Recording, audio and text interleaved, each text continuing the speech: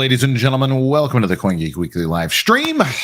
I'm your host, Mr. Kurt Walker Jr. I apologize for being a couple minutes late here. I have had a litany of technical difficulties today. So I am an Xfinity customer, and my yard is like the junction box for the neighborhood.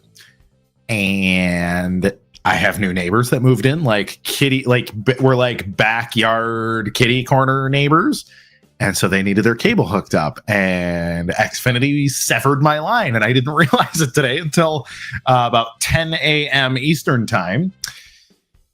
Because I take my first, Jason says, you could have stopped an Xfinity customer, enough already said. So anyways, long day, but I need to first apologize to Marcin Zretecki, who I was supposed to record with. Today's guest was supposed to be Marcin Zretecki, and I needed to record with him because he's in Europe and it's a whole thing.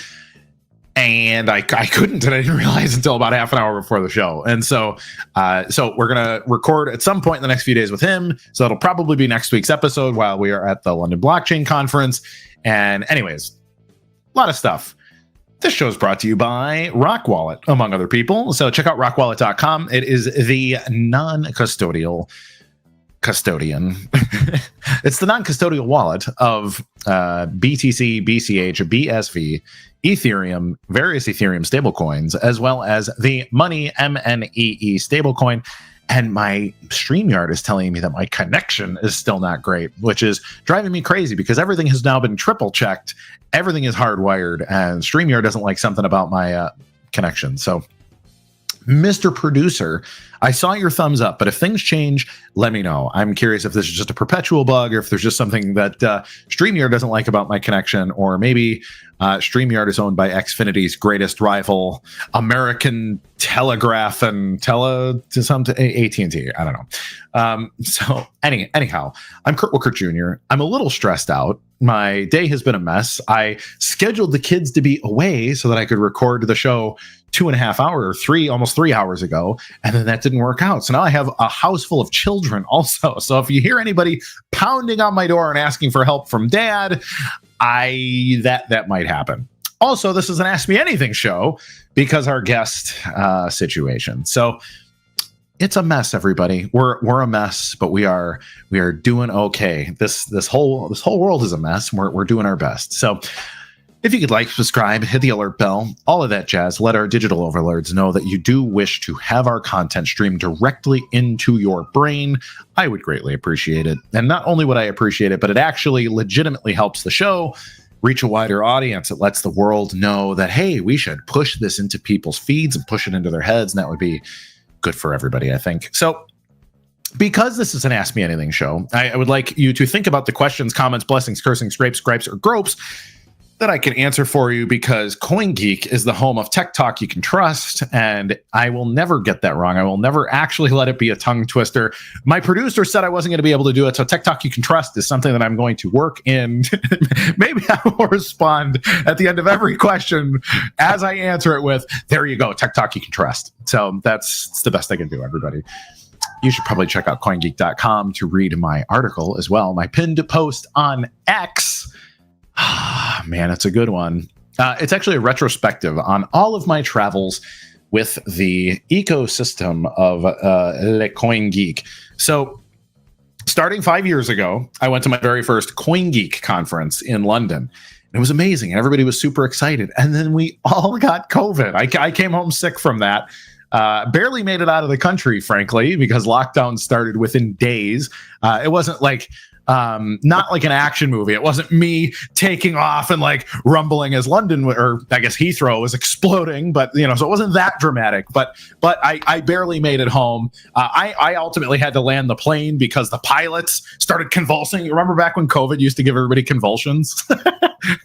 Only in China. Apparently the Chinese, they had convulsions, and you remember the people freezing too? There were people that would have like a seizure freeze, like they would start to look behind them and just fall over dead.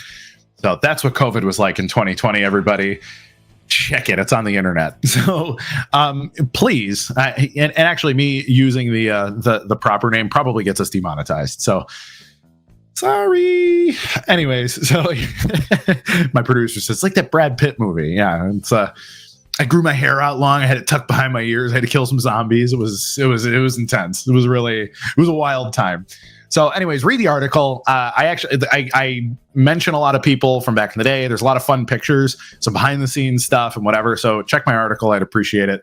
And check that headline photo out. That is me having high tea with King Charles, the sovereign of the United Kingdom. So that's how it goes. We should probably cut to an ad. And I really need you guys to come up with questions because I don't know how much content I'm going to have bouncing around in my brain here for the next 51 minutes. So I'm going to need you to feed me. What do you want to know? What do you want to talk about? It can be blockchain stuff, but it can also be whatever else you're thinking about. And I will rattle and rattle and rattle. You have no idea how hard it is for me to turn my brain off once I get it going a direction, like a freight train, ladies and gentlemen. So let's cut to the ad and we will be right back.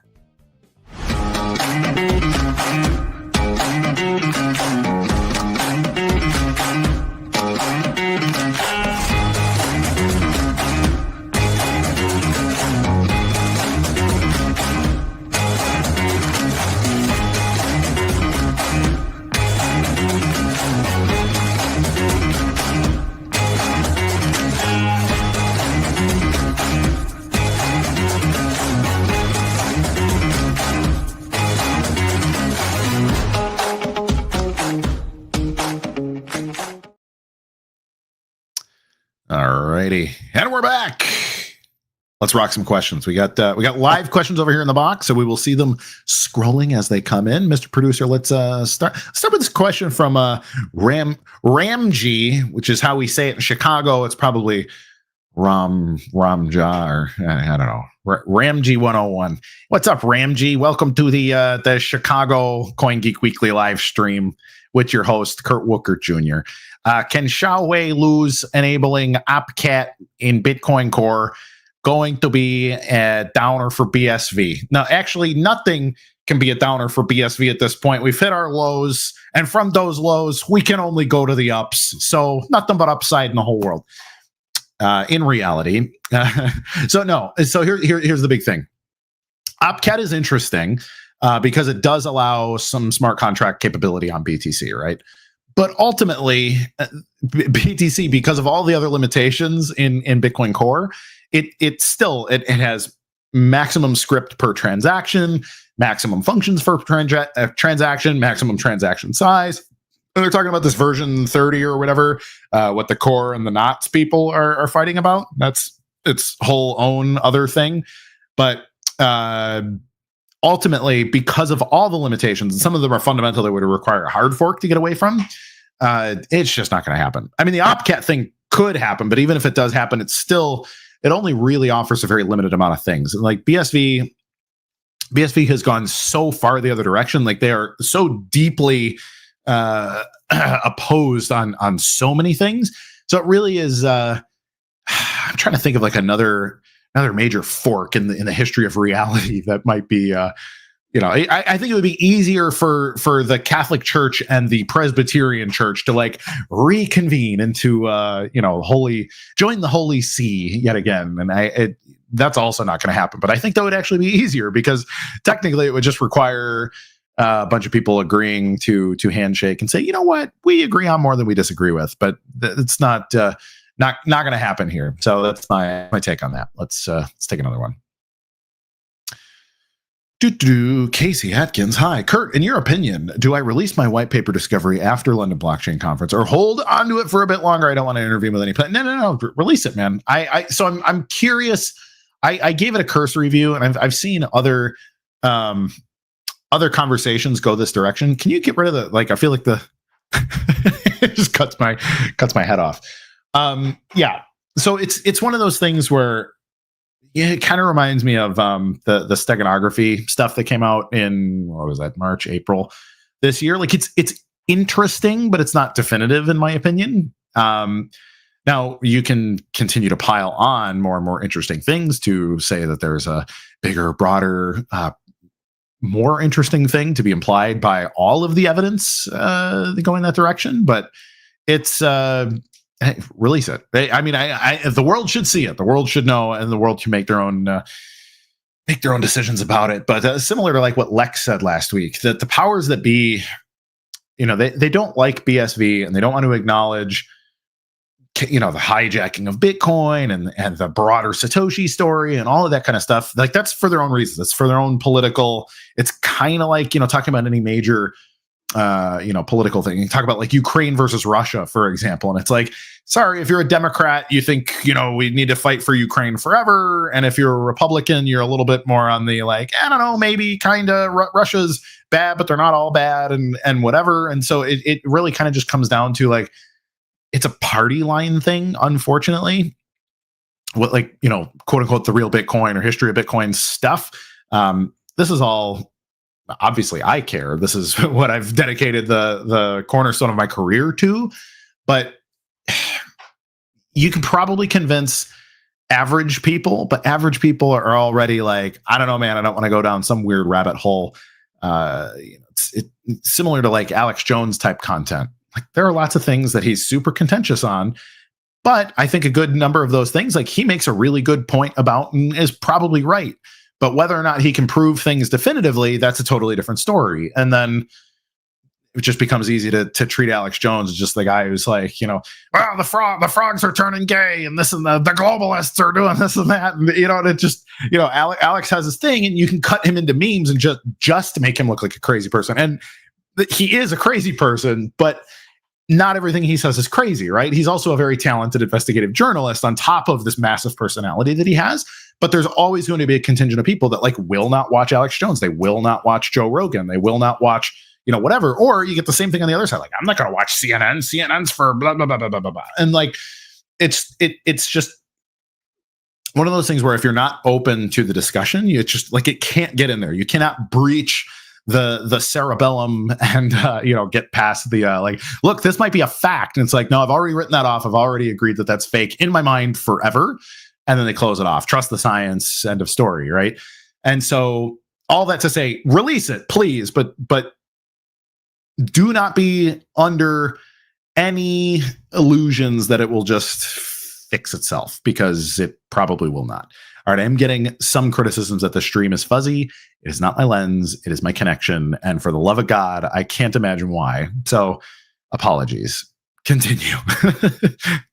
What are your thoughts on Core V30 or whatever it is? Same kind of thing. Similar to my position on OpCat, right? Like,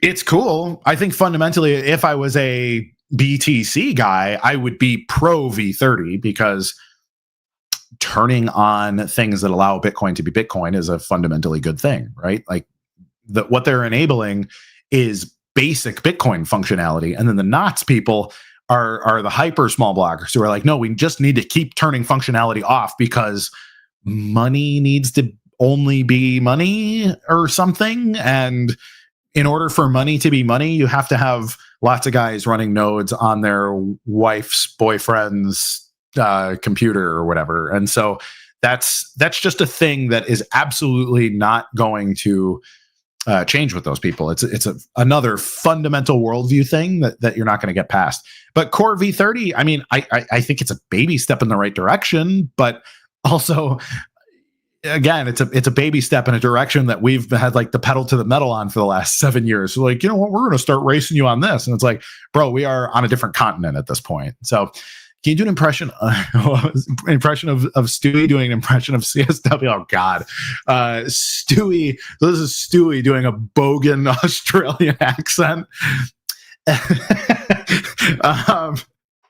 Yeah, so what's a if I were to grow cucumbers, how do the Aussies, I think that, what do they? No, I can't get there. I can't go. I can either do Stewie or do Craig. I cannot combine them off the top of my head. Sorry, now I'm a mess. Kurt, CoinDance showing BSV more profitable to mine than BTC, with BTC market price so much higher than BSV and BSV fees so cheap. Is this true? I actually don't know. I haven't checked.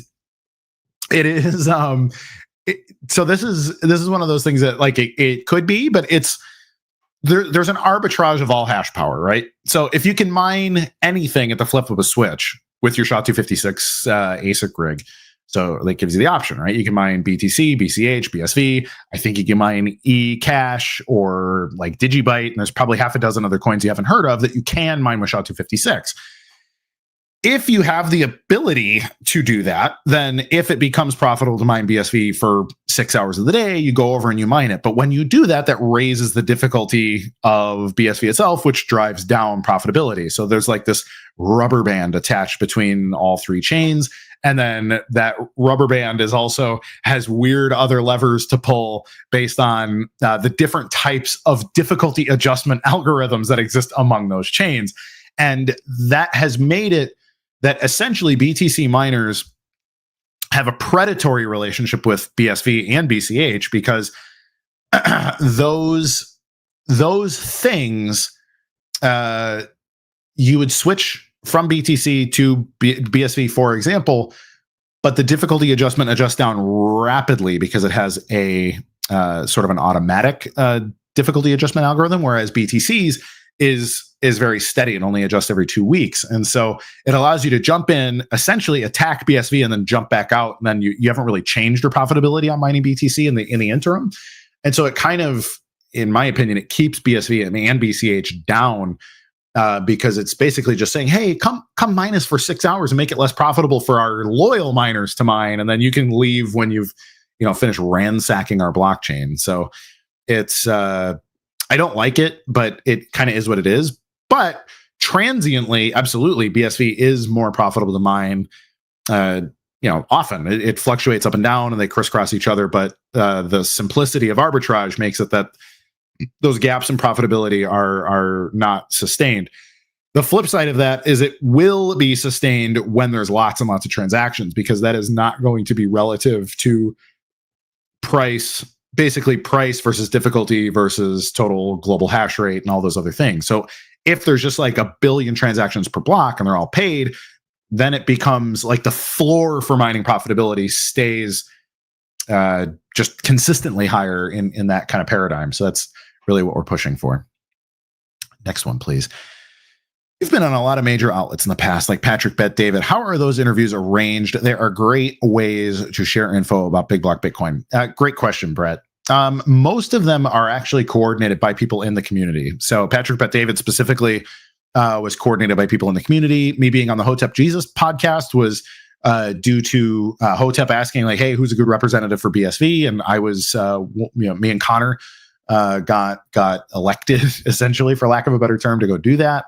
And then some of the other ones, so like the Fox ones, those were coordinated by the folks in the CoinGeek empire. So some of those stuff does get coordinated at that end, but most of the independent podcasts and stuff, that's just from people like you, tagging me on X, telling people, I would love to get on like the Sean Ryan show or Russell Brand or any of these shows, these independent people that just kind of want to talk about anything and have a big audience.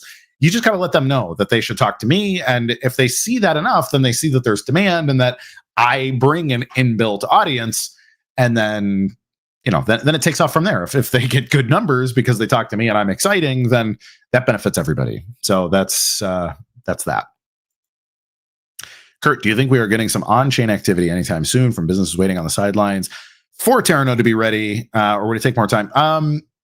So I don't know what I don't know, but a lot of people who I do know insist that there is some stuff waiting on the sidelines. Now, I know for a fact that a lot of people doing business development over the last 5 or 6 years, letting people know, like, hey, Terranode is coming soon. You should put your globally relevant stablecoin or CBDC or your IoT project or whatever else should be on the BSV blockchain, but you kind of have to wait for Terranode.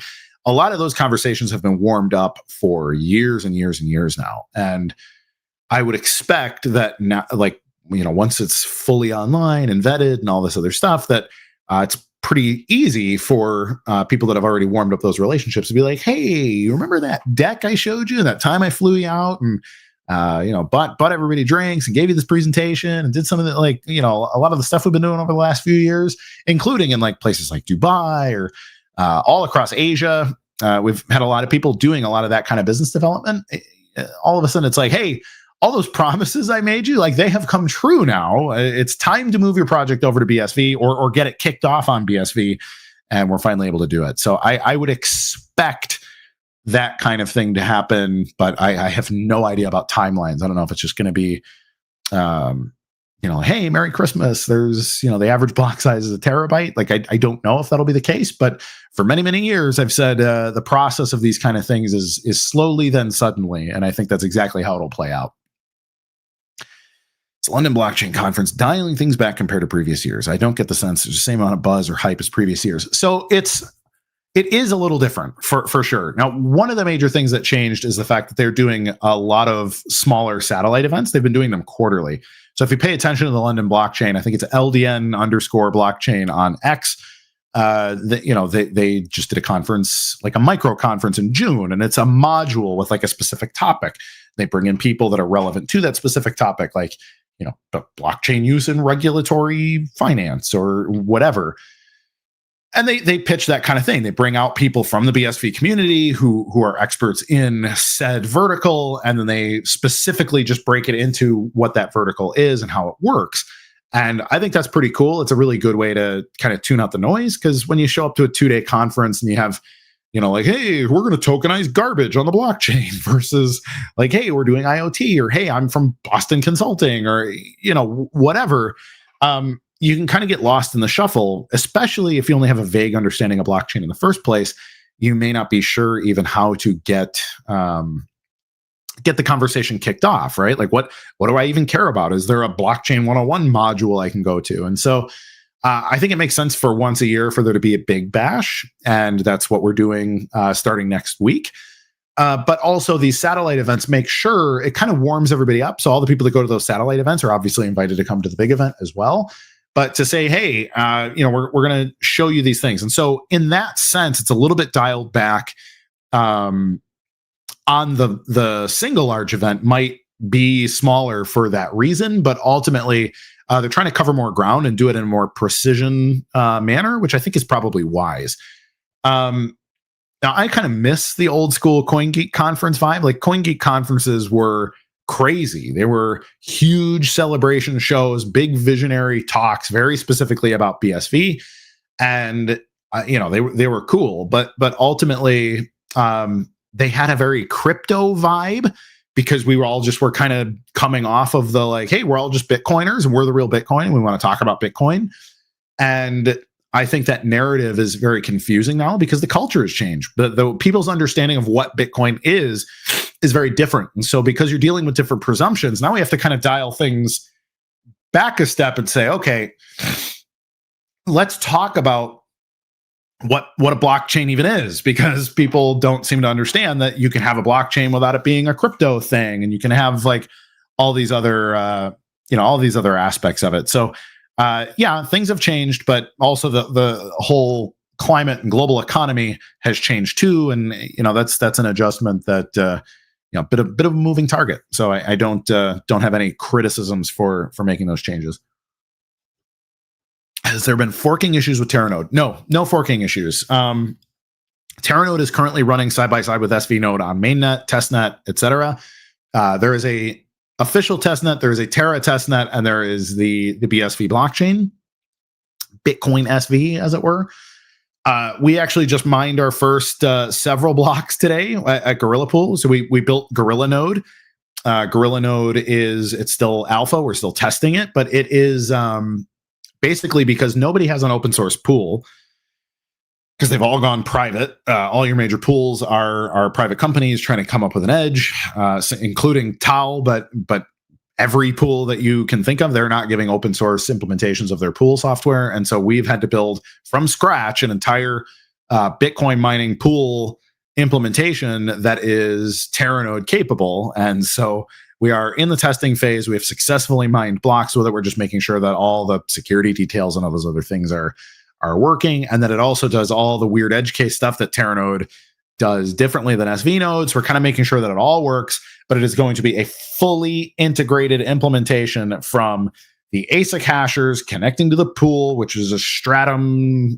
Stratum is like a calculation tool that pays out hashers, and then it connects directly to our Terra node, and then our Terra node connects to Jungle Bus and OneSat indexers and all this other stuff that we've essentially built this entire stack on it. So we have a lot of things to test, but things are looking really, really good. We expect to be able to be on mainnet in the very near future. But guys are working hard on it right now, and you should follow Mine Like an Ape is the X handle for updates on that. So. What is Terranode Group exactly? It looks like they absorbed Enchain and Tal, but I don't know if it's 100% Calvin Ayres project or it involves other people. That I don't know. I actually don't have any insight into the inner workings of the Air Empire, the family office, or any of that kind of stuff. Like I know that they exist. I know that Terranode Group exists. I have no idea exactly what's what or who's necessarily involved or whatever. So. Unfortunately, I'm firewalled from that. Sam Tripoli, I don't think so. I know the name, but I'm not sure. Don't know much about it. But in my humble opinion, I wouldn't be afraid to do anybody. I would do anybody's podcast, even if they're like really contentious for whatever reason. I don't care. In my opinion, we should talk to everybody because this might be a Charlie Kirk quote. As soon as we stop talking, we start killing each other. Stop talking. Yeah. As soon as we stop talking, we start killing each other. So we should talk to everybody. I've heard you call Gorilla Pool an ISP for blockchain. Can you share a bit of your big picture vision for these services? Well, ISPs and orgs like Meta depend on the GP service layer. Yeah. So it's funny. I'm make a Comcast analogy while I'm having like the worst day of my life with Comcast and their service. But the way that I see Gorilla Pool is essentially the same way you might think of Xfinity or Vodafone or Verizon, AT&T, some of these other companies, in that you have an infrastructure layer that is capable of doing all the stuff necessary to deliver data to you. You deliver the substrate to everybody. Now, on that substrate, anybody can build anything. This is like how the internet works. So you go to a new home or you open a new office, business, whatever, you have to get a subscription to an internet provider, an ISP, an internet service provider is what ISP stands for. And they bring you a modem and a router or whatever other hardware necessary. They connect your lines and boom, you're online here in this space. Bitcoin has the same issue. You need somebody to provide that information and that connectivity. I picture Gorilla Pool providing that connectivity. And I imagine the world moving to a MetaNet style internet where the internet of value works over transactions. You have to send a transaction to send any data packet, and the world's a better place for it because you get to control your identity, you control your all of your data that is currently making Mark Zuckerberg and Elon Musk and all these people a lot richer, and it can make you richer instead. So that's how it goes. And that's partially why we're building all this stuff proprietary. We want to be mining blocks, but we want to be mining blocks because we want to be providing that connectivity to people so that they can connect to the MetaNet, make the world a better place, connect to people in a way where they're exchanging true value, measurable value, instead of just, arbitrary nonsense like on today's predatory internet. So that's the goal. Next one, please. One of the bottlenecks to BSV historically is that Bitcoin script is a niche developer tool. Recently, that changed both with SDKs and AI tools like Claude. How important is that to BSV's growth? It's huge. Really good questions today, Brett. But as you're keenly aware, I believe you were up at the Babbage Hackathon that happened this week, and yeah, it is a unique skill, right? Bitcoin script is not well understood. There's very few people on Earth that have any idea how it works. It's based on a programming language called Forth, which is very powerful, but also pretty esoteric. It's kind of an old timers script language, programming language. And so learning it, though, allows you to exchange value in ways that are really, really interesting, really robust. It allows you to create abundance in that you can send tokens and identity and handshakes and smart contracts and all these other things in the transaction. And if you can understand those things, it allows you to build things that cannot be built any other way. And that's what I think is the real opportunity here. So I'm a big fan. I'm super excited about what we're capable of. And we just got to get more people to understand why it's valuable. And that really is something that the application developers, they need to be implementing themselves. So yes, using the Go SDK for low-level stuff, the TypeScript SDK for higher-level stuff, some of the open APIs and things provided by various parties. So Babbage has their like MetaNet wallet stack and BRC100 and all that stuff. Gorilla Pool also helps provide access to things like Bitcoin schema, one-set ordinals, etc. And all this stuff is open source. You can also run your own infrastructure if you want, but you also don't have to. You can rely on the public APIs up to a certain point, and then if you have a real commercial enterprise on your hands, and it probably makes sense for you to do that. But it's it's one of those things that it's a big opportunity, but it's a lot of steps to make because there's not a lot of people, there's not a lot of demand, and then it's a specialized skill where the payoff is pretty speculative. And so that's a big challenge, but I think it's also a massive opportunity. You want to be early, it's just really hard when you're too early. How long before you can have AI write complete code to develop apps for people without coding background? And we're real close on that, actually. I would get really comfortable with Claude Code. Claude Code is very, very powerful. And I can tell you that Gorilla Pool and adjacent developers around Gorilla Pool are this close to putting out something called an MCP server.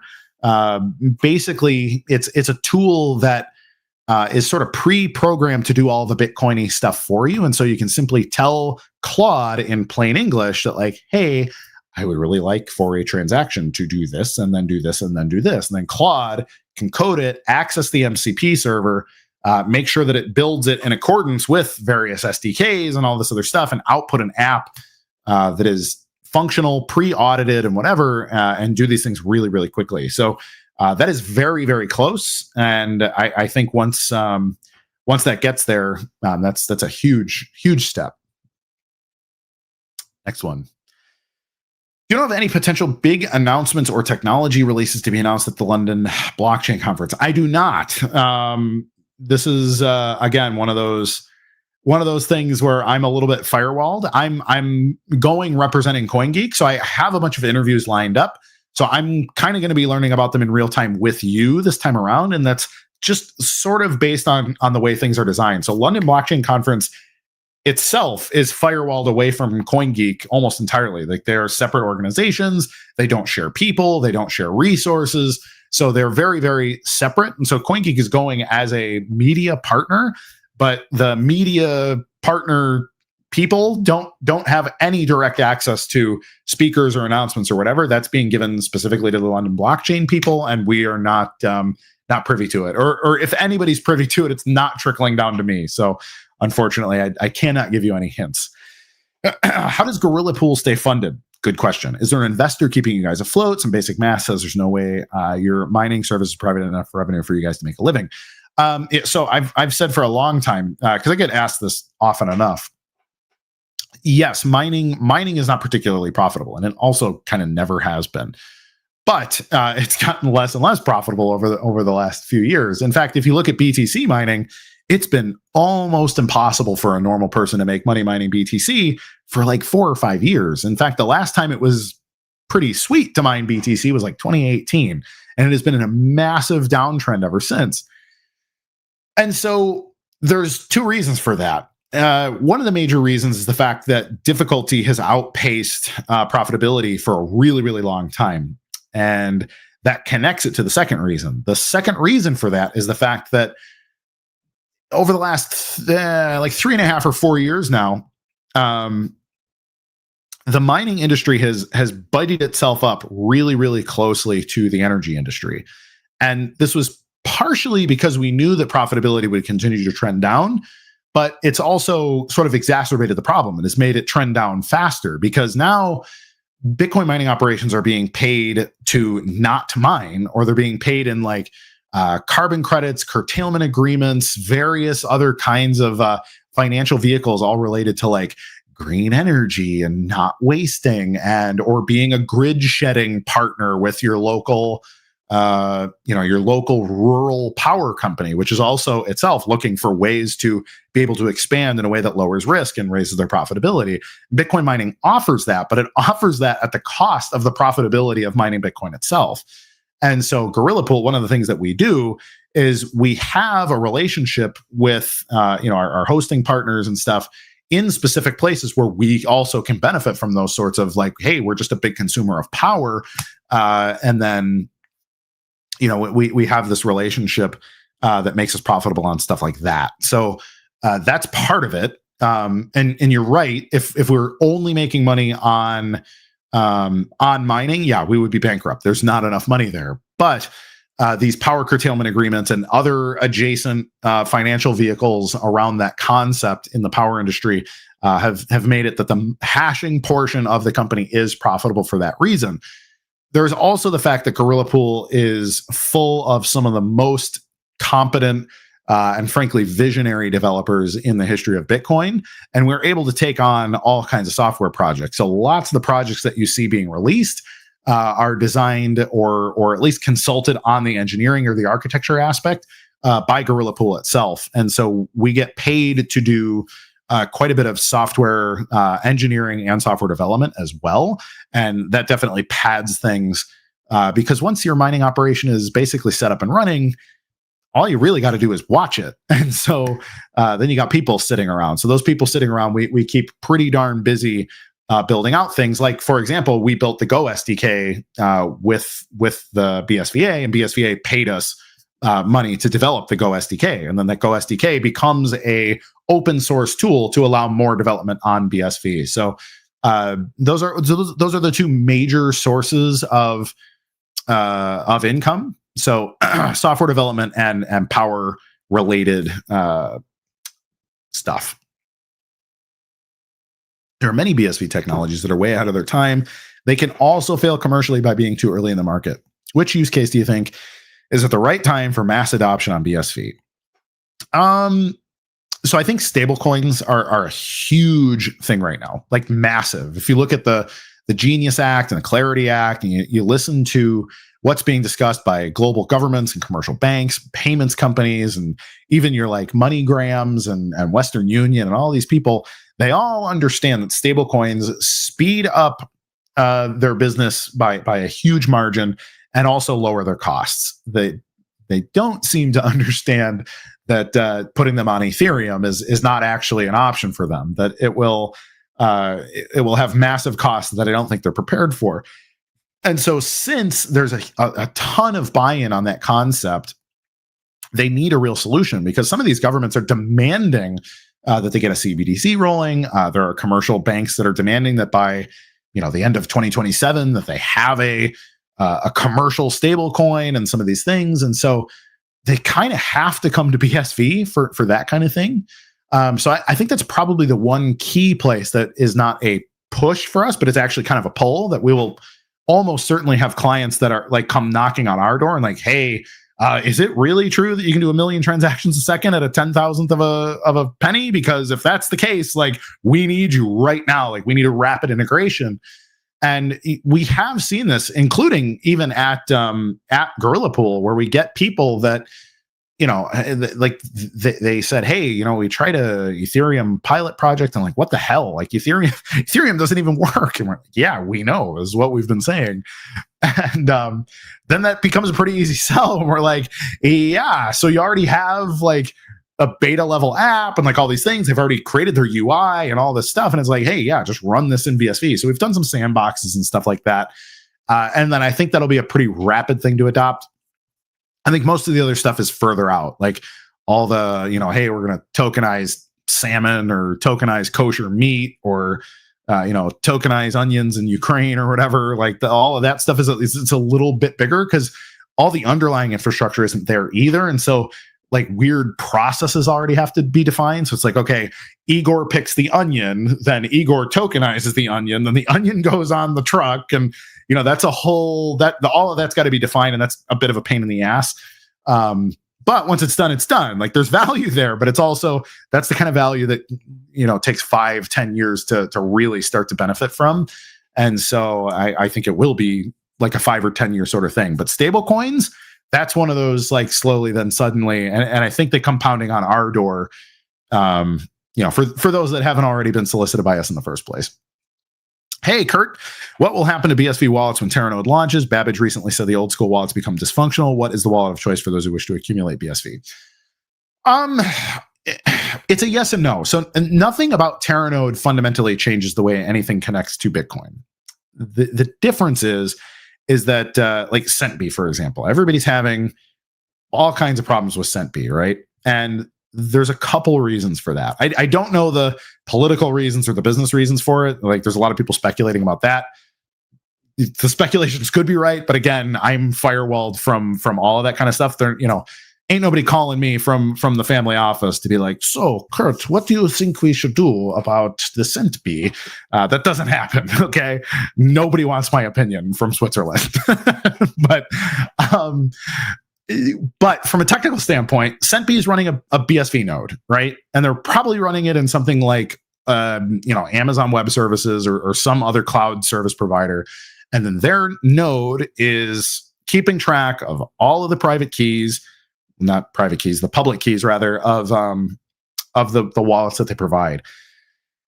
Now, when that volume goes up, they have to pay the fees for AWS to elastically scale up and provide that node service to their people. Now, CentB is not a company that is making any money. What is CentB's money-making business model? They were trying to do like a voucher system and all this cool stuff in South Africa, but it's a pretty small market. And so they're providing an expensive cloud service to people that aren't giving them money because the wallet is free to use, right? And there's not a practical way to monetize the use of it. And so when the bill gets too big, and CentB is looking at not a lot of money in the bank account, but they got a big bill due, I think that's probably what happened is they're like, hey, guys, we just can't afford the bill. Product off. And then I have no idea why the comms have been the way they are and whatever. I can only imagine. But I do know that Lorian lives, breathes, and bleeds Bitcoin. And I know he's a really stand-up guy. And I was worried a couple months ago, I hope he's actually physically okay. Turns out he is okay, but there's some kind of political and or business issue that, again, I'm not privy to and nobody's telling me about. But it is really unfortunate to see that they're probably have wrapped up and that's a problem. The problem that I just explained is exacerbated by Terranode, right? So AWS is expensive as it is. It gets more expensive when there's lots of volume. Terranode brings that volume up potentially by 4 or 5 orders of magnitude.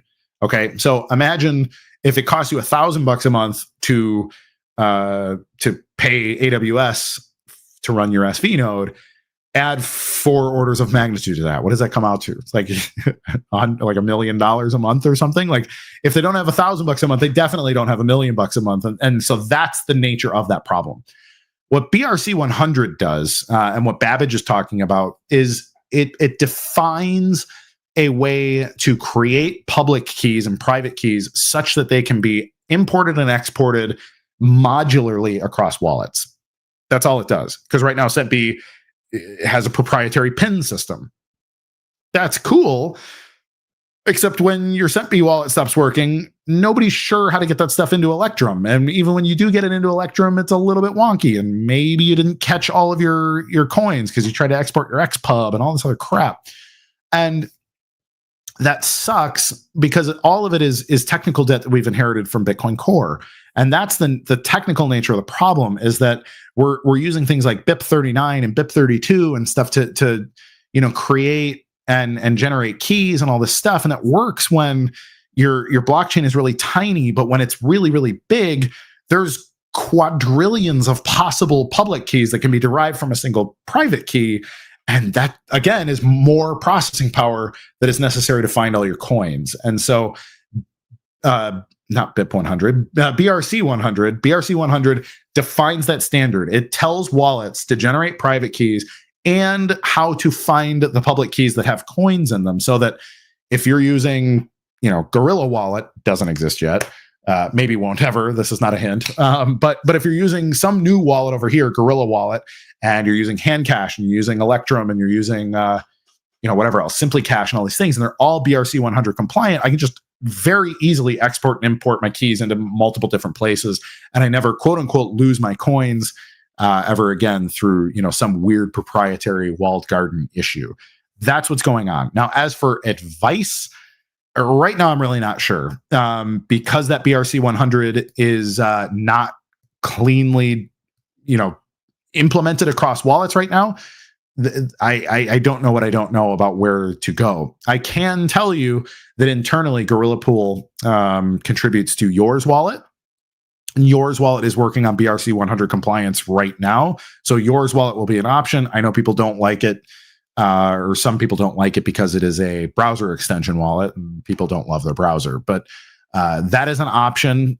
You should probably specifically ask Ty or Project Babbage, the company, what wallets have already gotten onto the BRC 100 standard, because that is the standard that it looks like everybody's going to move toward for wallets going forward. So that was my long answer. Can you imagine a listener is brand new to the show and blockchain? Can you make the bull case for BSV as both an asset and a tool? Are these the same? So imagine every single pitch you've ever heard about blockchain that made you say, wow, that's cool. And then imagine if it worked. BSV. So think about, whenever you heard the first time, like I remember back, there was a lot of excitement about ICOs in 2016, 17, and 18 on Ethereum. Like, holy cow, I can raise this money. We can bootstrap our company. And then the token can then be this bootstrap, not just for bootstrapping the funding, but then it becomes the gas for the smart contract that makes this business work and all, like, super cool.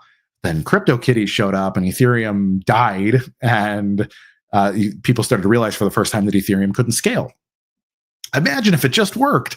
So it's funny, I used to say this all the time. They're like, well, what makes BSV? I'm like, BSV, Bitcoin, but it works this time. Because every time blockchains get exciting, every time, my perennial joke is like, hey, when your great aunt starts asking you at Thanksgiving dinner, like, honey, should I buy Bitcoin with my IRA? Like, sell. It's time. Market has topped out. And the reason for that is because as soon as lots of people start to try to buy, these networks, they crap out. And when they crap out, everybody that isn't either a diehard or a total scammer leaves forever, because that's just not fun anymore. Like, this obviously is not the future if it doesn't work when I try to use it. And so BSV is that. It is Bitcoin. It is Ethereum. It is Solana. It is Polygon. It just is. It's every blockchain pitch you have ever heard, every blockchain app, every NFT, every meme coin, everything that you have ever said, like, cool, I'd like to participate in that. BSV is capable of that.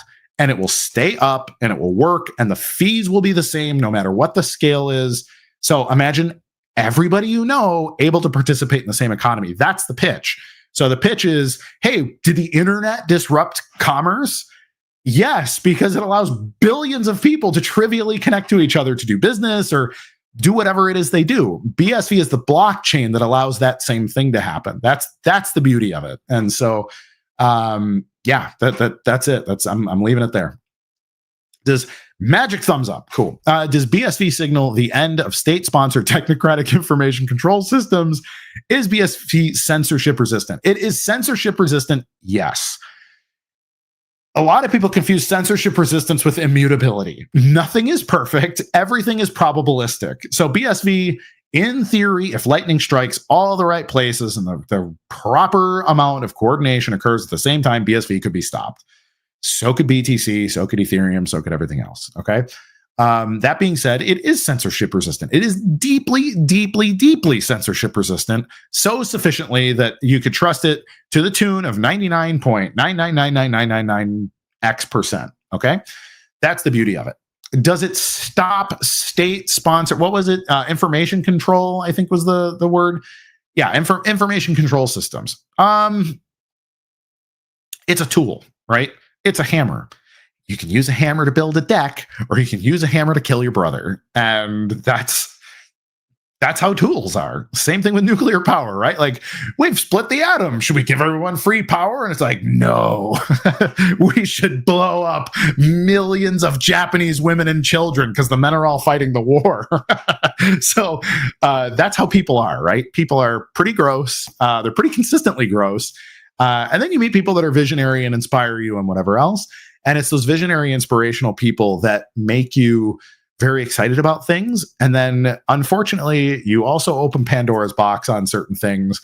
And then stuff goes bad. It very much could be a tool that allows all public information to be uncensorable. So I think you probably remember certain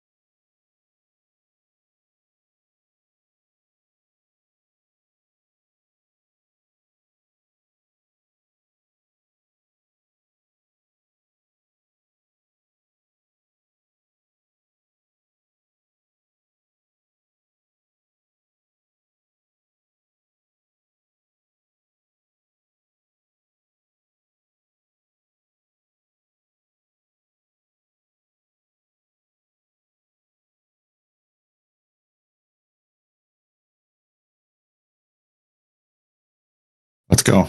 All right. And we're back. Stream got Gregged. We're fine. No, brownout. I had a brownout in the middle of the show now, too. Like, we're going to get every single possible problem with this show. So thanks for sticking around, everybody. All catching strays. Yeah, no. As I was saying, so in the middle of me talking about censorship resistant, like, you know what? Shut it down. Enter shutting down. Shut them down mean. All right. Yeah, no. Hopefully we can fix the world, but you can see nothing's perfect. Next question, and then we'll probably wrap up here. Broadcasting API for BSV. Try to look up all the miners one by one. How do these guys even mine TX? It's a hassle finding endpoints, especially non-JSON ones, high performance, large streamable ones. We have an implementation. Our ingestion API is called ARC. That's ARC. You should join the Gorilla Pool Discord or send us a DM at the Gorilla Pool X account. That's at minelikeanape.com. Sorry, it's at minelikeanape at X or gorillapool.com. You can send us a message there. We can get you access to that. If you have $1,000 in BSV and worries about CentB style problems, then where do you store your BSV safely? I still think people should just make a cold wallet. Make a use bitaddress.org on a freshly made computer and generate a paper wallet. Like, that will work basically forever. Also, I still also like SimplyCash. SimplyCash is a very simple designed wallet. So easy to restore. That's personally what I've used for my cold storage options. And then, $1,000, like, if that's chump change for you, I think someplace like Handcash, which specifically tells you not to put large amounts on their wallet, but I like the Handcash system. I think it's well designed, and yeah. So that's my advice. In general, you're a very emotionally restrained individual, but does anything rile you up into anger? Oh man. So that is a survival of abuse sort of coping mechanism that I've developed over many, many years. But no, I am quite patient. I've gotten very good at taking stressful situations, one step at a time, right? So it doesn't help if you get emotional. That's something I had to learn very easy. That getting emotional about something you can't change doesn't help you change it. Doesn't help you move past it. Doesn't help you do something to, try to make the world a better place, right? The only thing that ever makes me very, very upset is, first of all, just injustice in general. Like, when I see something that is deeply unjust happen, it makes me upset. And you'll see me get into arguments with people about those kind of injustices. But it's injustices plus being misunderstood about them. So I'm like an anti-war advocate is like one of the other things that I care about in the world. And, I'll explain to people like why we shouldn't be in NATO, or why we shouldn't be supporting, some country, or why maybe it would make sense for the US to like support the Armenians versus the Turks and the Azerbaijanis or whatever. And then when people, they jump in with, like knee jerk, like, you're funded by Russia, or you're funded by, or whatever, or you're an anti-Semite, or you're funded by this. It's like, hold on. I didn't talk about the people. I didn't talk, so for me, when people start in, because I try to approach every issue with like a holistic understanding, right? Because there are good and bad people everywhere. There are good and bad people that work at the CIA. There are good and bad people who are police officers. There are good and bad people that work, in the government in Russia. Okay. There are good and bad Mossad agents. Okay. Like, there are good, fundamentally good, like good people, truly good, like the kind of people that would put a, take you in off the street and feed you a good meal and set you at their dinner table with their children and do what's best for you. And they're everywhere. And so to criticize a broader construct or a broader concept, or when I criticize my own government, I get the same thing when I'm like, hey man, I'm really disappointed with the way stuff has gone with the Trump administration. It's like, oh, I knew you were a Democrat. And I'm just like, no, I'm not. And I think, so that's it. Like, you can probably see me getting a little bit worked up right now. So being misunderstood about an issue and then having that issue be something related to like a massive injustice that I want to talk about, because I want people, if we can change people, if we can change hearts, we can change the way that people see other people, then those bigger issues become smaller. And that's really what I want to see. That's why I end these shows with be good to each other. Like it's something that's so important. It's so important to be good to each other, because if we can't be good to each other, then the rest of it doesn't matter anyways. These are my catchphrases. And so I do get riled up when I just get labeled and written off as just anything. Really drives me nuts. I still try to not lose my cool. Like, I'm not going to get into a fist fight or a spitting match or whatever with somebody. But it does actually push my buttons when I get the, whatever, including in the Bitcoin space, that, oh, Kurt's just a shill or a scammer or or Kurt's just, any one thing. And I get that for other people too. It's not just for me. When I see other people written off as, he's just a whatever, it's like, man, frustrates me to my core that we cannot have healthy, productive conversations, even when they're really disagreeable. So, good question. Good show, I think, other than all the technical difficulties. So thank you to everybody for putting up with the technical difficulties and whatever. It's been a little rough, but we're holding it together. Thank you to Mr. Producer, the anonymous man who you will never see on the show and whose name will never be mentioned because it's funny now, I think is the biggest reason. But yeah, again, like, subscribe, hit the alert bell. Let everybody know why you love these shows. Please share them around. Share them to the people that need to hear about all the cool stuff going on. And let's go to londonblockchain.net. If you want to sign up, tickets are free or near free. If you want to come visit, I will be wearing lots of yellow. Probably I dress like a banana so that I stand out in a crowd, as if I don't stand out enough anyways. But if you want to come shake my hand, or if you want to come have a wrestling match, you want to have a coffee, you want to buy me fish and chips, or whatever, come meet me over there in London. I'm going to be there for the conference and doing some other stuff. I'm looking forward to meeting a number of you. I have a couple meetings with some people that I'm really looking forward to. And we'll probably have a show next week if we can make the pre-recording happen, if I don't have any more technical difficulties. But if I don't see you next week, I will see you the week after.